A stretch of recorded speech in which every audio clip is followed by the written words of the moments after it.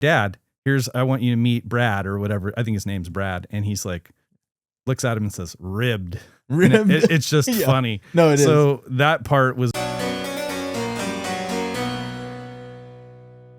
Hello, everyone, and welcome back to the channel. Today is October 30th.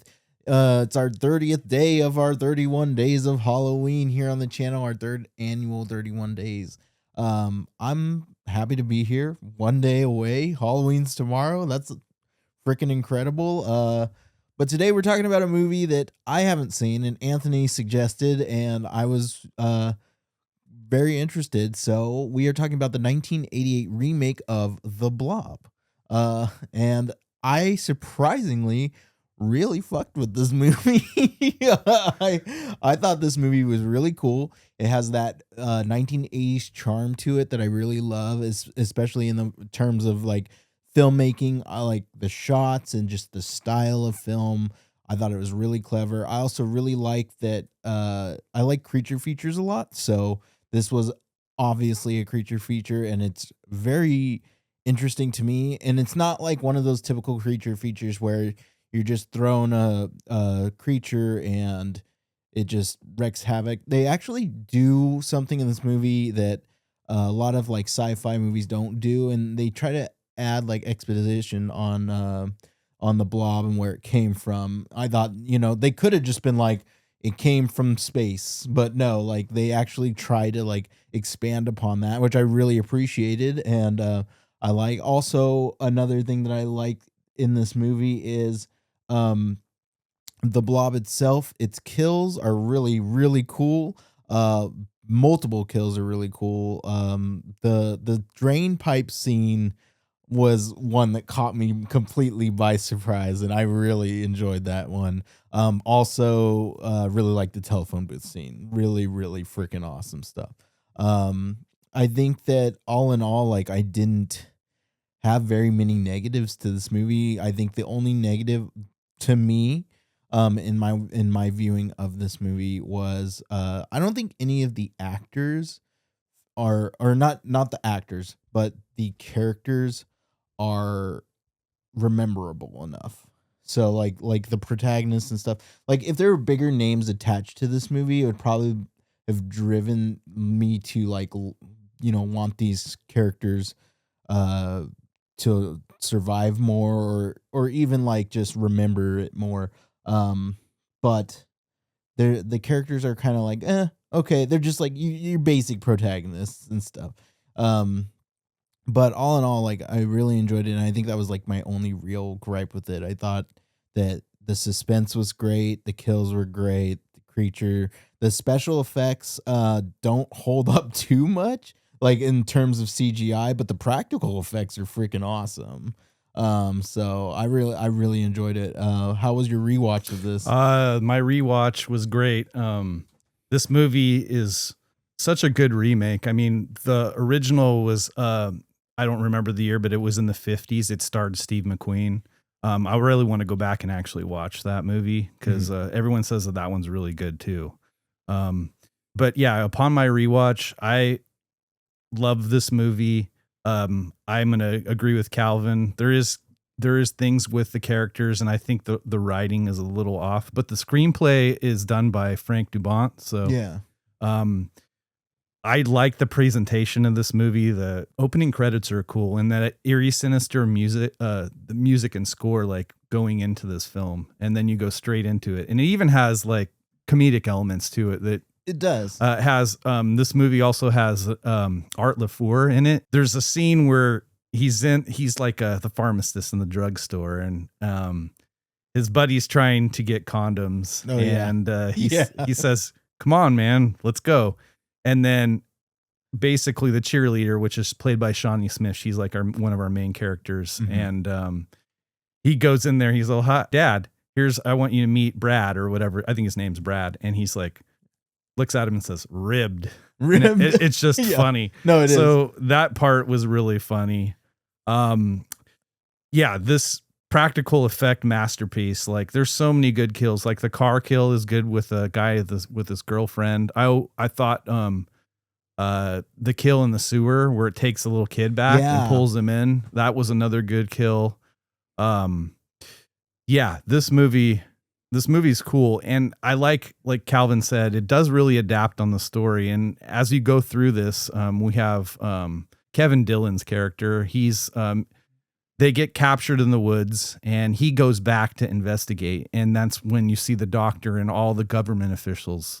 As the plot unveils, that he finds out that this is just a government cover up, and it's a biological thing that they screwed up on. Yep. And yeah, it goes into the end. The end sequence is it's kind of cool, but at the same time, it's like kind of cheesy. It's cheesy, but it works for me. I don't know. I enjoyed it. Yeah. Just Shawnee Smith with the M16 is Yeah. kind of just like, okay. And I don't know. Setting this up for a sequel with the preacher finds like pieces of the blob that are frozen, and and the whole end sequence is they freeze the blob and they clean it up, and then we end with the preacher having like a sermon and saying, "The day of reckoning is upon us," and he lifts up the blob and it's inside this little jar. And I just like never thought. I said, oh, maybe might have a sequel to this movie, but we never did. But other than that, this movie's great. It's an 80s sci-fi, like where this movie really works is the blob special effects. It just instills the terror of this creature. Like it does. And that's what I think what what they were going for with this film. And it's great. Yeah. I think that if I were to rate this movie, I give this movie like a 4.5. Like, I really enjoyed this movie a lot more than I was expecting to. And I think that part of it was my expectations I didn't really have expectations. So like I came out really enjoying this movie. I definitely want to watch it again. And like I said, I think that the cinematography is great. The music's pretty good, like the score overall, and like I think my only knocks really are the actors, like, and I don't even know if it's like the actors themselves or if it's the screenplay. But yeah, that's my rate. What are you? It's gonna be a 4. Everything about this movie is great except for that little hiccup with like the characters, and I think it's just the writing a little bit, and just how they're not fleshed out. But I think that's the intention of this movie. I think it's just a creature feature that goes in fast and swift and gets you engaged with it, so you can feel the terror. All right, so we've reached the fun fact part of our episode here, and let's start with this one. Chuck Russell and Frank Darabont didn't have a lot of rules for the Blob, but they agreed to the general concept of the creature basically being an inside-out stomach, meaning the acid is burning, melting, and devouring almost everything it touches. It's a monster in its simplest form. There must be something about this thing that can slide under your door or squeeze through an air vent or quietly dissolve somebody in the next room. That's very elemental. It just makes monstery sense. It's a fear of the worst death being eaten. I agree with that. So, of the film's reported $15 million budget, $5 million went toward visual effects, although director Chuck Russell claims that both numbers are highly exaggerated and the total budget was closer to just under $10 million. Damn, that's still a pretty high budget for a film this old. Yeah, back then, like the Hollywood economy was way different. So now that's like indie filmmaking money nowadays, which is crazy to even think about. Let's see. Chuck Russell is a big advocate of storyboarding shots in advance. When I first came to California, I gate crashed Universal when Hitchcock was still working, went into Hitchcock's office, said, "I'm here to see Mr. Hitchcock," and I could see him working with a storyboard artist. That's really awesome. Yeah. Kevin Dillon and Shawnee Smith both wore hair extensions at director Chuck Russell's insistence. Dillon reportedly really hated them, but this is how Russell wanted the character to look. Yeah, he was like just the 80s punk. Yeah. And then upon the hairstyle, remember when the Blob is moving in and it like Shawnee Smith is kind of like singes her hair and it comes falls off. Maybe that's why they wanted the wig or the extension. A small scene where the creature is crawling towards the town was cut from this film, but it ended up in Ghostbusters 2 as in 1989, the following year, as a part of the slime attacking New York. Wow, that's cool. Yeah, that's awesome.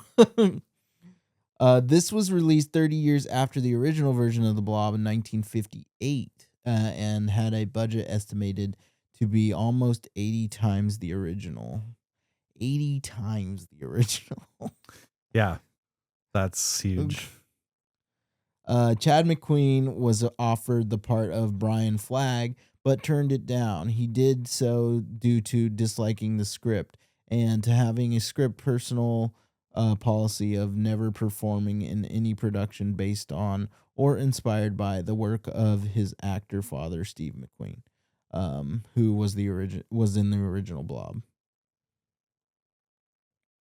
One of the film's producers, Jack H. Harris, was also the producer of the original 1958 version. Let's see. Director Chuck Russell had made A Nightmare on Elm Street 3, Dream Warriors, which we covered, for $4.5 million, and estimated that he spent just under $10 million on the Blob. A budget of $15 million is frequently reported, probably based on a 1987 Variety article stating that Cinema Group Pictures had intentionally budgeted the film at $15 million and planned to spend an additional $5 million on advertising. CGP was bankrupted during production, and TriStar Pictures stepped in. The Blob was an unfortunate box office bomb, making only $8 million during its box office run, which Russell blamed on the film's releasing during a hectic summer without a decent ad campaign. The film quickly gained cult status and is often named as one of the most popular remakes ever made. Yeah. Yeah, it's crazy how just like if you don't have a good enough marketing or like a good ad campaign for movies, like they just tank. It's weird to see. I've seen it with a bunch of movies that I really like. And let's do one more. Cinematographer Mark Irwin has had the hardest thing about the movie was trying to make a Blob look consistent throughout the film because of how many different types of effects work was used to create it. I thought they did a really good job. Yeah. The practical effects are awesome. All right. Then that's going to be it for our episode on the Blob. Thank you so much for sticking around. And we have one more day. We'll see you on Halloween tomorrow. Hit that like and subscribe button down below. Go over to patreon.com/thecalvincam. Join one of our 3 tiers over there. Become a community member or follow us on our Instagram or TikTok page. It's free to follow, so do so. Help us get bigger. And we will catch you tomorrow. Thanks so much. See you then.